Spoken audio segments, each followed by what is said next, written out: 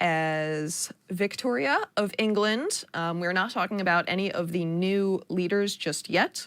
But why Victoria? I know we picked her for a reason. Okay, so two reasons. One is for the really detail-oriented fans out there, they will notice that this is a different red color for the England Civ than what we had. We had a very dark, sort of blood red color that we were using for them to try to differentiate them from some of the other Civs in the game that had a red and white color scheme.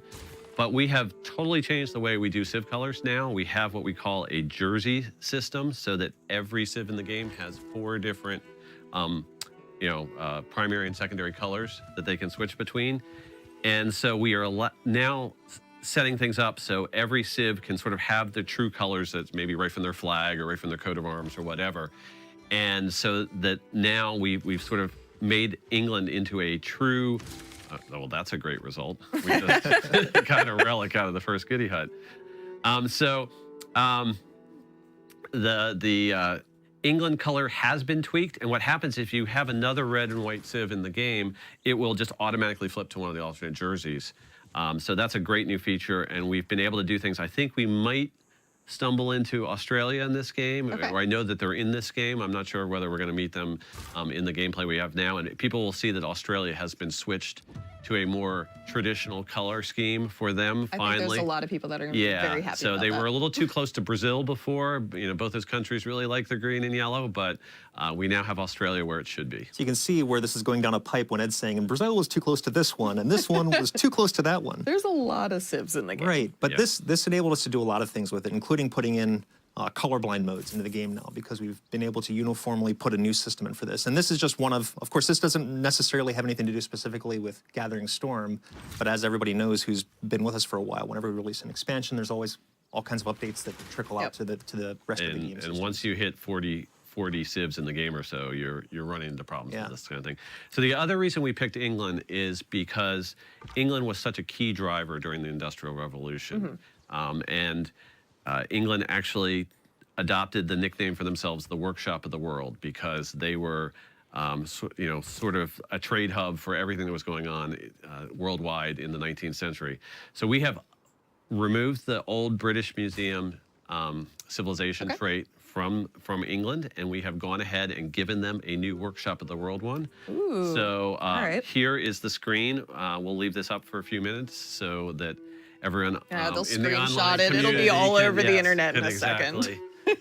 Dissect this, but you'll also, the hardcore fans will notice that there are changes embedded also within Victoria's Pax Britannica ability. So England was, got one of the more significant refreshes. We actually, have 4 or 5 Civs that we thought, hey, these guys need to have a tie-in to some of these new features with Gathering Storm. So they're not the only ones that got an update, but we wanted to showcase what we had done for England here. And of course, I imagine some of our upcoming Civs are going to tie into our new features. Yeah, some of the brand new ones will also, of course. So if you wouldn't mind, never mind. First natural disaster, perfect, on cue. So Carl, you did it. The Thames River here has flooded, and we can see the Thames River is labeled. And how did that river even get that name? We've never had named rivers in a Civilization 6 game before. So we have a brand new system where we have a database of actual geographical key rivers of the world, as well as key volcanoes of the world, key mountain ranges of the world, deserts, and what have you. And as Civs move around the map and discover things, they're going to get the ability to name that geographical feature the way they like to name it. Obviously that river where we started was kind of the first river that we discovered, and that's going to most likely be the Thames in most of our games. That's fun. Now if you have a river flooding event and you get a notification about that, it'll name what river it is, so I know where the Thames is. I've been playing all game right next to it, that kind of thing. So Ed, why would somebody settle beside a river that might flood then? That's an interesting question, Dennis. Okay, so there are a bunch of things that are different about the way rivers work right now. First of all, floodplains only used to be near deserts. And so it was on desert tiles where a river went through that you got a floodplain before. We've expanded that. Now you have plains, floodplains. Carl can show us some of those right next to his scout. And grasslands floodplains as well. So Each river valley, we try to pick a contiguous block of 4 to 10 hexes that are all flatland, and that's considered the flood valley sort of for that river.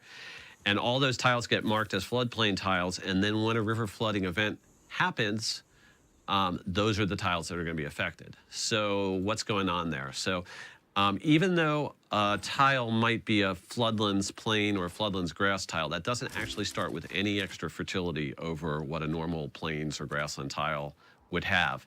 You have to wait for that flooding event to occur for the extra fertility from those floodwaters to arrive on those tiles.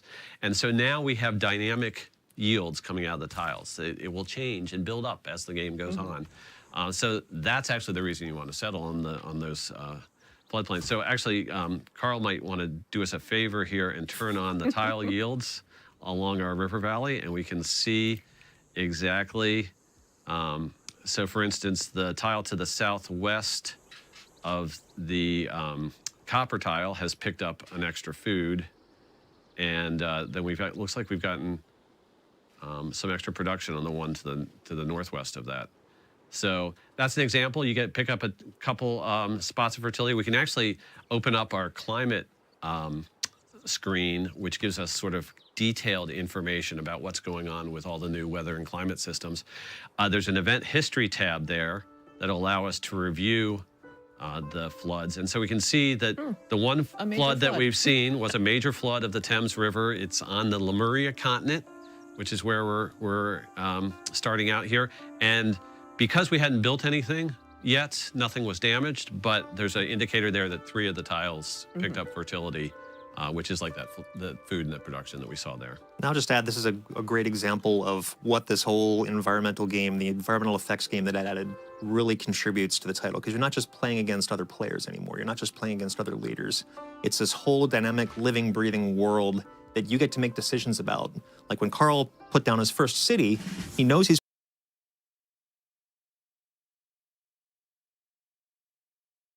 putting it beside floodplains, but he sees that wide open array and all he sees is potential. Because in history, that yielded potential. Those were the best places for agriculture. There is risk there. You might have to accept that eventually you might get flooded out. So later on, you might want to start researching some possibilities to mitigate some of that risk. And one thing we should point out that we've got a great example of right now is we're starting near some volcanic spots. You can see that there is a dormant volcano 2 tiles to the east of London. And actually volcanoes can be labeled, so we can show our new labeling system where you can turn those on and off. Oh, that might be a bug. For some reason, we're not getting the volcano labels right now. So the other key thing is the way map generation has been updated. So we have gone through, and we've always had continents as a construct, something that happens within the Civ 6 world, and it might be that you have a big landmass that's actually divided up into multiple smaller continents within it. And it used to be that, you know, that those kind of were divided up the way you would think they would be geographically, but we didn't really have all the plate tectonic type of activity set up quite right where you would expect all your mountain ranges to be where those continental plates have collided. Well, we've updated it, and that's happening now. So you can see that where these 2 continents have come together, that's a very mountainous region. There are a couple new features on the map that I saw. There was a geothermal fissure, which is a new area where we have like bubbling hot springs, and it's a great. Do those have any bad, good effects? There's a science yield from them right out of the gate. Nice. And the hot water that's provided by those will mean that your aqueduct district or your Roman bath district is actually enhanced in terms of the amenities it provides. I've been to the Blue Lagoon, I know. There you go. It's also a great place for late game, one of those, you know, the renewable energy sources. So you can actually build a geothermal power plant on that tile. And that's a great way to power your city late in the game.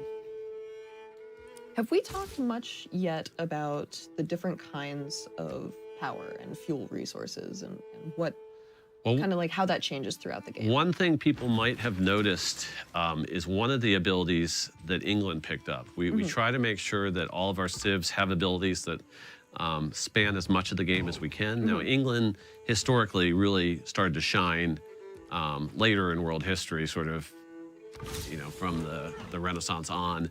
But we wanted to give them a bonus that made sense also early in the game.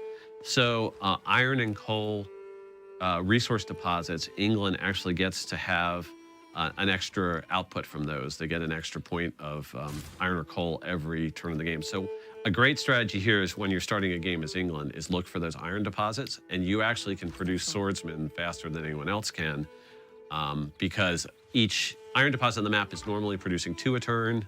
So you're basically getting 50% more iron out of those, and that's a great boost to have. That's really cool. But then, in terms of where this goes,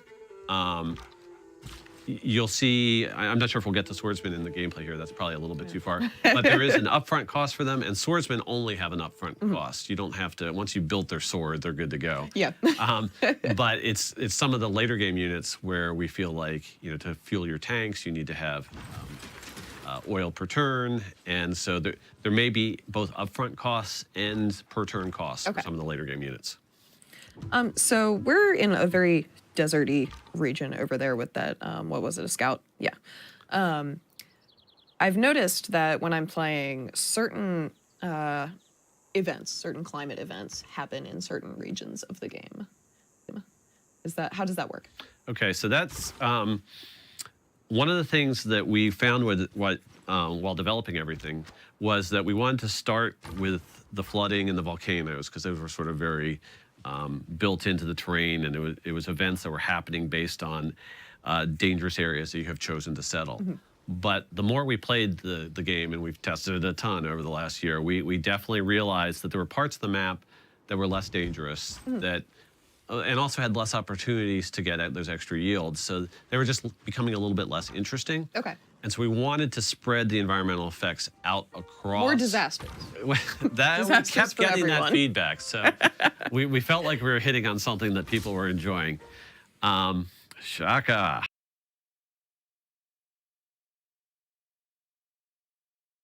All right. Confirmed. Yes. So we decided that we needed to come up with things that could affect other areas. Okay. And the storm system, initially, we were thinking, well, we're just going to put giant storms like hurricanes that actually do a lot of damage. But then we were like, well, it would be very interesting to also have dust storms that could arise out of the desert, and blizzards that could arrive out of the snow and tundra regions.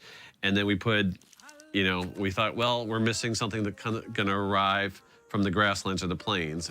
And that was why we added tornadoes. So we ended up with 4 different types of storms. Oh, great. Did you touch on droughts? Yep, and that got added as well. Yes. And so it's interesting because they all arise from a different sort of biome of the map. Oh, cool. And the controlled randomization system that I'm talking about is smart enough to realize, okay, I spawned a blizzard maybe from this snowy region of the map. I will remember that. So the next one that I spawn, I'll pick a different snowy region. So it tends to try to spread them out so that they don't all start in the same place. So by the time you've played through a whole game, you'll get a nice distribution of them. The droughts, it's also similar that it tries to move those around the map. However, you have to be careful because the droughts are all tied around finding a block of about 6 or 7 contiguous tiles that all are featureless in terms of not having any kind of marsh or rainforest or woods on them. So don't chop down your forests. Yeah, so if you clear cut your area, you're going to actually be opening yourself up to being very likely to get hit by a drought. Interesting. All right. And then the other big thing that we haven't talked about with the climate system that we really need to be clear is this is entirely at player control at the start of the game. I was just about to bring that up. How much of this that you go for. So you were saying, people were testing the game and people were like, more, disasters. Well, that's a setting that you can choose. So we have 5 different settings you choose right at game setup, right on the basic setup screen. And you can choose from a minimal amount of those, which is kind of the direction we think maybe our multiplayer players will head towards. Right. All the way up to what we call the hyper real setting, 4 levels above that. And that's the kind of setting where if you're playing on any kind of quick speed, you're getting almost a disaster every single turn. Woo. And when you go from the heavy disaster setting up to the hyperreal setting, not only are you getting that many disasters, but the hyperreal setting tends to try to pick the nastiest versions of the floods or the volcanoes, and it'll inflict those on you. On a side note, that's my jam. I have it the whole way up all Chaos. the time. Utter chaos. I enjoy that. I know it's not for everybody, but it's for me. When we were talking the other day and first, like, just going over what we were going to talk about on the stream, I had this revelation of how you could use and manipulate the climate system to kind of go against the players that you're playing against and use the world against them. Can you guys just talk more about the strategy and like how our very strategic players might be able to have some fun there? Never condone that play style. It's funny, I saw that go by earlier in the Twitch chat saying, ooh, you can be a bad guy now and ruin everybody on the coast with your environmental That was my effects. first thought. And I saw that and I was like, yeah, that's correct. Because one of the things we first talked about when Ed was talking about coastal flooding and climate change first came in, I was like, oh, so you could play the bad guy with your inland empire, burn all the coal and oil that you can find, with your sole intention of being the guy that makes sea levels rise and start ruining everybody on the coast that you don't care for. Now, yeah, they have a lot of tools to try to stop you, especially with World Congress and climate accords and things like that that would force you to upgrade those power plants. But you could totally do that. You know, that's totally a thing. And that's one reason that the tornadoes and the droughts were added to affect inland empires, because if you do cause the global temperature to increase, it starts adding a percentage chance. So now, you know, maybe instead of a 30% chance of a storm, you're going to go up to a 40 or 50% chance, just because the climate's more unstable and the atmosphere's got a lot more liquid and, you know, just all those effects you get from climate change. We have not an amazingly super detailed system of this, but we try to make it so that it reflects the current science thinking in terms of what's being driven by the global temperature change. So it's fun to play around with and see how all that interaction occurs. One of Carl's coworkers back in our fantastic QA department, his name's Albert. I was watching on our internal QA chat channel his slow demise as his coastal nation slowly sunk into the sea. He kept posting screenshots to the channel going, oh man, it's hitting me hard, until it was like the Greek Isles. He only had these little points sticking out there with his cities on it. His districts were underwater.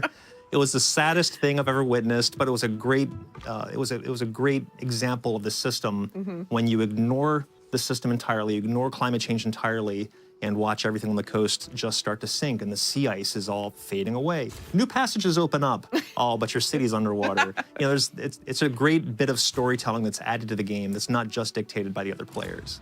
Ooh, we've got our second city now. Can we zoom in on that real quick?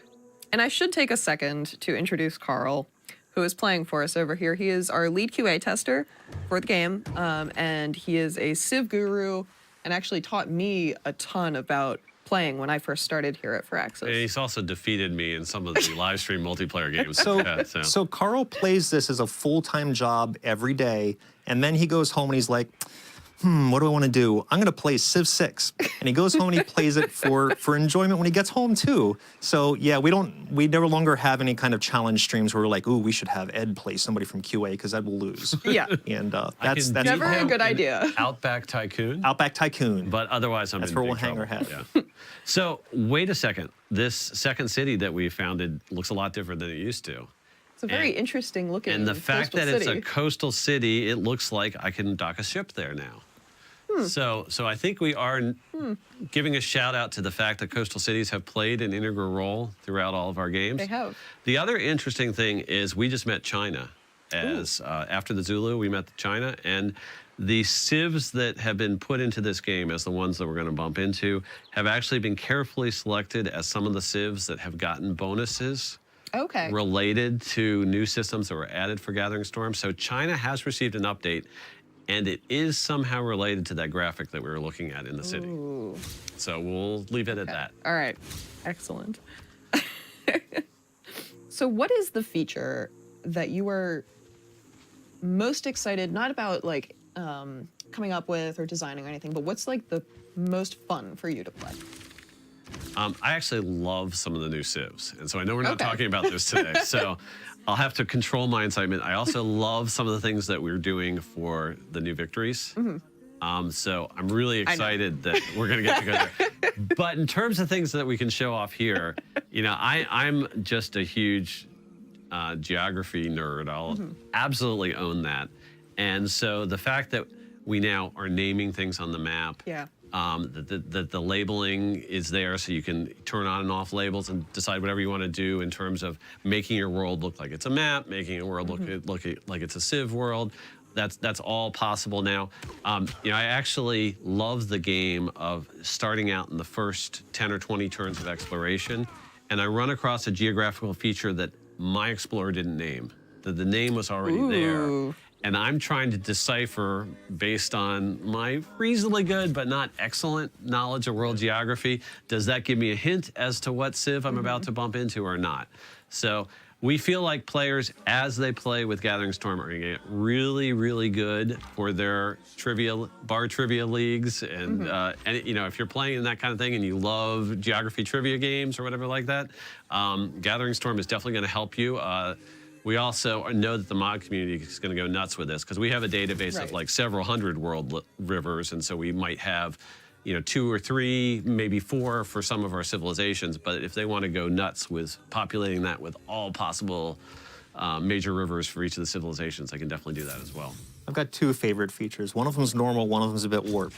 The one that I think is relatively normal is just something that I missed from before. When somebody slights me, because I'm not typically a domination player, when I get slighted, my religious city gets taken over, or et cetera. I love special sessions of Congress because it gives me a knob to turn to try to get revenge, but in a slightly different way. And the revenge in this case is delivered by the whole community. So if an emergency actually gets passed and I put it through... We've got another river flood here. Wow. And I spend enough favor, the hammer is just going to drop on him by everybody in the game. That's cool. I really like that. Let's go to that river flood real quick, Carl, because you can see that the city itself took damage. Oh, yeah. So we should talk about all the different types of damage that you can take. And his scout did, too. Yeah. So when a river floods, a volcano goes off, a storm goes through, yes, there's the possibility of gaining fertility like we were talking about before, but your improvements could be either pillaged or destroyed. Your districts can have any of the buildings in those pillaged, including the whole district being pillaged from those events. Your walls can take damage in your city. Wow. Your city garrison can take damage, like we saw right here. Civilian units can be wiped out entirely. We don't usually track hit points for civilian units, so if we decide to take damage there, they get wiped out entirely. Or a unit like the scout here can take, you know, points of damage, and typically they're not going to be killed. A military won't be killed unless it's already damaged, but if you're moving one of your like already heavily damaged units through a natural disaster, they can be taken out. So we can go to the climate log again, and we can see that for events where there are damaged in the event history, or actually, yeah, right there on the front screen, we can see 2 tiles were damaged and 1 unit was killed. Which leads me into my second indicators at the bottom of that bubble. This was shortly after Ed actually got volcanoes into the game. Once a volcano is active, generally you don't want to, you know, be too near it because it has a higher percentage chance of actually erupting. And I was playing a religious game, sending my missionaries traipsing across my continent to another continent, so I'd kind of order them and forget it. And the first one never arrived. I had no idea why. I sent another one, and that one didn't arrive. So I sent military over thinking that, you know, maybe barbarians or something had sniped them. But when I went back through my logs, I saw that a volcano erupted 2 times exactly while they were walking by it. Because you're playing on chaos mode. Yes, crisping my missionaries on their way. And so I decided to go a slightly different route to the other continent instead of through this nice mountain pass that I was going through. But I thought that was brilliant and awesome in a bad way, of course, because I'm losing guys, but I still thought it just added yet more story elements to the game I was playing. That is one of my favorite things, especially about when we added the timeline in Rise and Fall, is just seeing the story of the game unfold. And I feel like this adds a really incredibly cool aspect that just we haven't touched on before. Right. That's kind of the really nice opportunity we have with Civilization 6 is we had so many, wow, we got a 3rd flood. Just moderate. Yeah. Okay. So because we had so many of the sort of core features in our base game, and then once we'd added Rise and Fall, we were really starting to flesh everything out. We knew we wanted to add the World Congress as sort of the final piece of sort of the expected pieces, but we knew with this expansion that we could go in a brand new direction. I mean, Sid talked about his video about how it's a new chapter for the series. Yeah. And I really do feel that way because, like it. you know, the game world just feels different right now. It feels more like it's a player in the world that's it's partially an opponent, but partially you know, a friendly assistant that can help you in your way. So it just makes the whole world feel more alive, and I think it's a really interesting way for us to have taken the series. Yeah, I feel like that's something that the opening cinematic captured really well too. That two sides to the coin feeling there.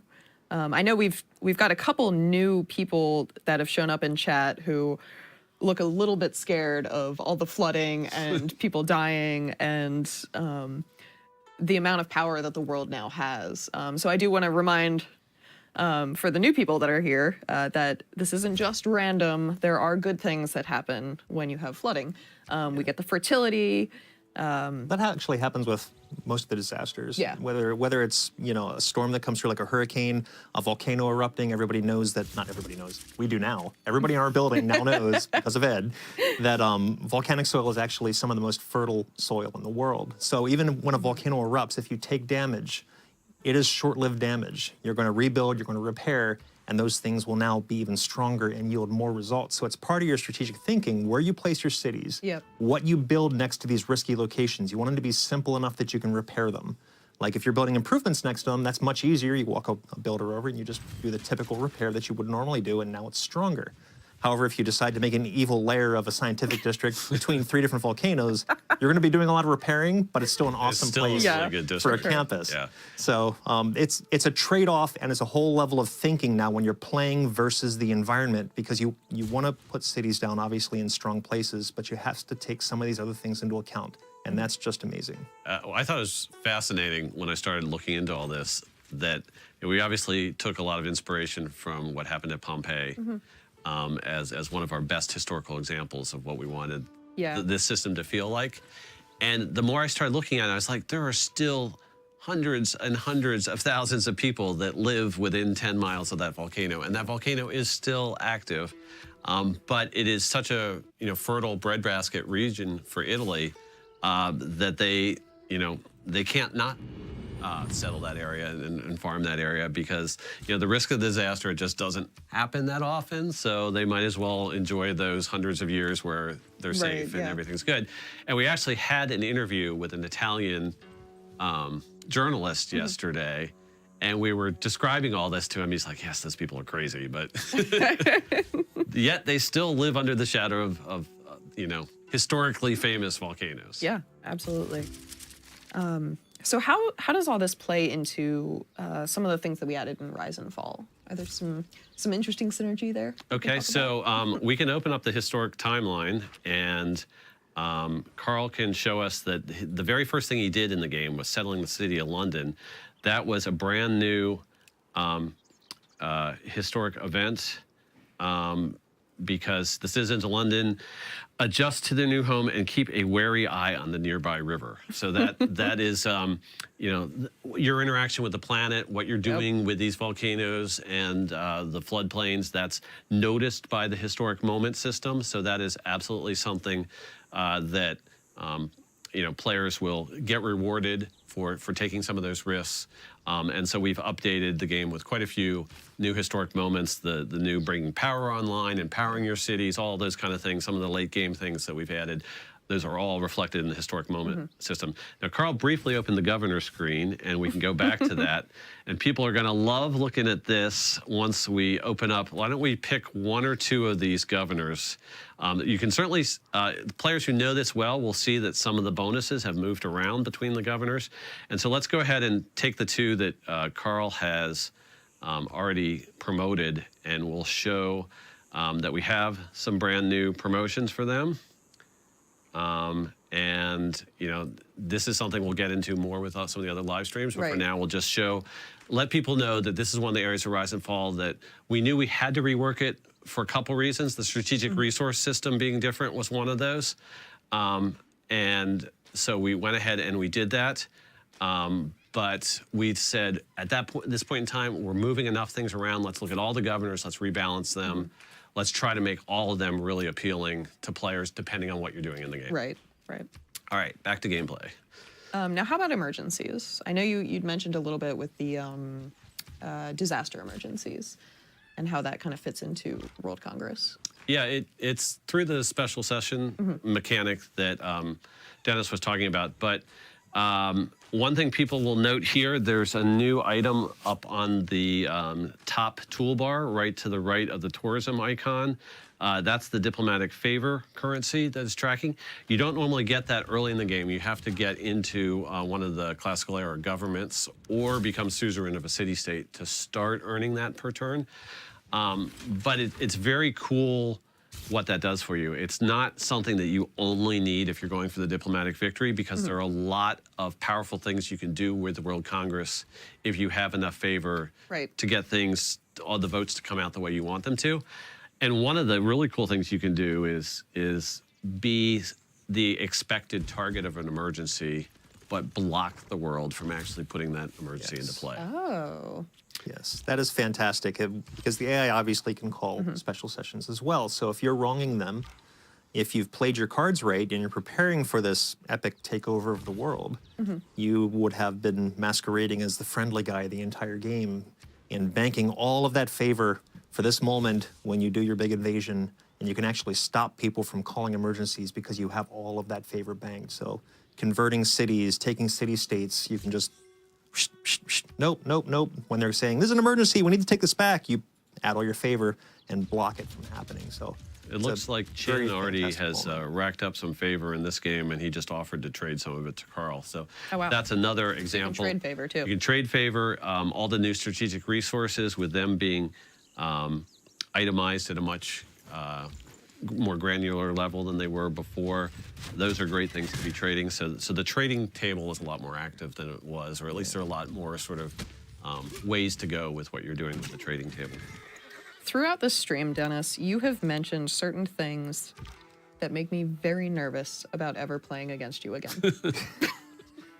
I've never seen this side of you until this expansion. See, I'm a builder, not a fighter.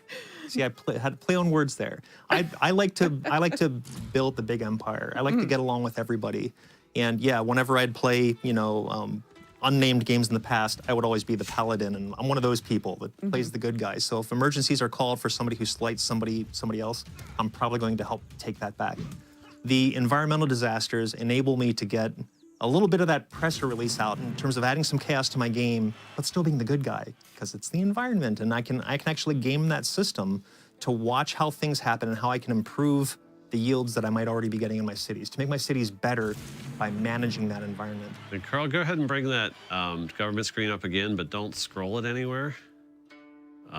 You can see that off to the right of communism, fascism, democracy, we have a third tier of government that we're sort of teasing there nicely. You big tease. So those are brand new governments that unlock in the new era. Yeah, actually, I think they unlock just before the new era, or it's right on the cusp there of that new era, so that you get a chance to actually really embrace new ways of setting up societies and governing people late in the game.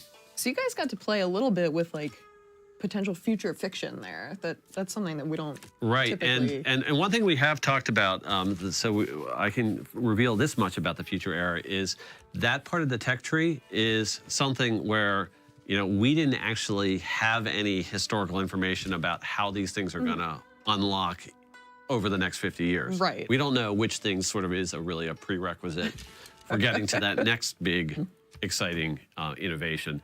So we decided that the actual great way, this is something that Anton came up with that was just, I thought, brilliant, was he went ahead and said, what if we make that part of the technology in Civics Tree randomized? And let's not lay out everything exactly the same way every time. And so you know that there are nodes out there, you know that they will give you things that are important to winning your game, but you don't know exactly which ones are where, and you actually sort of have to explore into that part of the tree by getting up and researching things that are just directly adjacent to the unknown ones, and then all of a sudden that part of the tree becomes known to you, and then you can figure out where to go. I like that. So it's very cool and very fun. Oh, it's because we can't predict the future. So It's true. I like that. That's a really, really interesting mechanic. And the events that are happening, all of this is, I just see replay in my head happening over and over again. And like every game just is going to feel so different. And I'm very excited. Plus, anytime you get to this sort of critical mass where you have 40 different civilizations in the game, That's true too. and they all have different agendas. We actually haven't talked a lot about the diplomacy changes that are coming. We'll talk about that more in some of the streams, but kind of some of the two big highlights are we definitely took a hard look at the warmongering system, and there's some brand new things there. And then we looked at the agenda system as well, and we thought that given how long the game now spans in terms of how many eras you go through, that'd be interesting to do something with agendas late in the game. So we have something cooked up there as well. Interesting. Carl, we have multiple people on the Twitch stream which are very concerned that your worker is still asleep and you haven't improved the wheat. We also finally got our label on our volcano. Yes. Maybe it was because we were in the lens view, but now you can see it. We can zoom in on our volcano, which is still sadly dormant. I would have liked that guy to perk up and do something for us, but such is life with a random event system. That sometimes that's kind of a fun trade-off. You go to a new settlement location and you see the volcano's dormant and you say, well, okay, I'll just start building everything next to it. And then all of a sudden the volcano wakes up and you're like, oh, well, maybe that campus isn't so safe anymore, that holy site that has a great adjacency bonus, but maybe it's not a great place to have it anymore. We don't have too much time left, but was there anything that you guys thought of that you might want to just talk about a little bit more? I don't know. We have to save some stuff for later. That's true. There's a lot to talk about. I will say that something we've barely touched on that would be cool, especially with Carl's current location with London, is as soon as he can get the dams, that's going to make that area pretty effective. Because once he builds the dam, it stops the damage from flooding, but does not stop the fertility increases from that river still being the breadbasket of his little valley here. So the dam is it's a brand new district. It unlocks late in the classical era. And once you've put that in place, you basically have established a reservoir along that river, and the graphics do reflect that, which is really cool. But now you've got this steady supply of fresh water for your city. So it's going to increase your housing capability. And it's also, like Dennis says, it's going to give you that buffer. When the floodwaters come down the river, the first thing they'll do is fill up that reservoir. You'll be able to control how much spills down beyond the dam. And so it's the way in real life we control flooding along rivers. So that's what we're doing in the game. You can improve it later with a hydroelectric power plant too. Right, yet another one of our renewable energy sources. I think the other thing that I want to mention before we sign off is we just had a great time with some of the things that we could do to tie in Gathering Storm with some of our older civilizations. So I hinted that there's something to do with China. We've shown how England is boosted by the Industrial Revolution. But my favorite effect is with Russia. Oh, and so since we added blizzards to the game, we just were sitting around the table at the end of a meeting one day and we're like, why haven't we done this? We have to do this. So there is a Russia special ability in regard to blizzards. So basically, if a blizzard damages units, which it certainly can do, just like we saw the scout get damaged before, that's a bad thing. But in Russian territory, enemy forces are very susceptible to blizzard damage, and Russian forces are immune to it. And it wasn't a big thing to add, but it just had that right flavor that we felt like was, such a cool little nod out to some of those historical winter campaigns in Russia. It's live. Anything can happen. Yes. Are there any other civs that kind of can respond to the environmental effects in that way? I think that's one of the key ones. Okay. Yeah. All right, cool. I dig it. It seems like a lot of people are very excited. So that makes me excited, and I know you guys are. we'll let Carl play for a couple more minutes. I'm keeping an eye on chat, trying to get a couple of questions from our fans. So if you guys do have questions, please post them in here and we will try to get to you. Oh, so who's he building here? I haven't been. It looks like it's the Oracle, I think. Yep. And so, players may have noticed that this is our normal camera that we have for when you complete wonders. It's also the camera that we have in game when you discover through exploration a natural wonder. And we've used that similar type of camera shot for whenever a disaster is going off sort of directly in your empire. We have the climate screen that's sort of your way of reviewing all the activity that's going on with that natural disaster system. But you're also getting plenty of notifications if things are happening 6-10 tiles away. You'll get notifications of that if it's some place that you've explored. And that's also actually super useful in terms of planning out where you might be expanding your empire. If you know that that river nearby has flooded 2 or 3 times already, you know that that's going to be an extra fertile area that's already seen those floodplains get boosted several times in fertility. And, that's right where you want to go ahead and beeline with a settler to grab that terrain. Can wonders be affected by natural disasters? Wonders cannot. So there 2 wonders. Yeah. I also saw someone picked out build queue in here. Oh, a very good spot. Yes. Yeah, so we'll go through how the build queue works. But there are a number of sort of quality of life things that we wanted to get into Civilization 6 all along. So the build queue was definitely trickier in this game than in any other because we have district placement and wonder placement and the whole hex selection. Now we have resources. You have to make sure you have enough resources to build a unit. So we had to very carefully get everything set up to get build queue in, but it is in now and it's great. We even have a sort of a master screen so you can see all the build queues for all of your cities at the same time. And I find that late in the game, I'm bringing that screen up a lot because I might be queuing things 2 or 3 items deep across my 8 or 10 cities, and all of a sudden you get a really good look at exactly what's going on with production in your game. So we want to show that feature, but we want to actually give it enough time that we can sort of dedicate one of our upcoming live streams to that. And that's another thing that's just going to be released along with the expansion to all the versions of the game. Obviously, with expansion work comes a lot of base work, so we're always doing tweaks, improvements, AI improvements, the whole 9 yards. So we want to make sure that everybody gets something out of this when it releases and makes the game enjoyable whether you're playing Gathering Storm or not. Of course, it'll be more enjoyable if you're playing Gathering Storm. Likewise, I think we can at least mention that the Hall of Fame is in this as well. And that's something else that's going out to all versions of the game. So, again, another quality of life, fun thing that people have been looking for, and we wanted to do it right. So we'll demonstrate that at some point in the future as well. Yes. Nice. Yeah, I'm very excited. I know that the fans are looking forward to this. We've got a lot of people very hype about volcanoes, build queues, some other things that we're going to be talking about soon. So I think that that pretty much does it for today. But we are going to be doing these live streams going forward and continuing this and revealing new things, showing gameplay as we update everything, and introducing some new civs. So do you guys have any exciting things coming up that you're really stoked to talk about? The new civs. Any favorites? Yes. Okay, good. Good. Many new favorites. Yes. Good. Awesome. And it's not just, I love the choices we've made. We've got some new ones that are brand new to the series, so that's always exciting.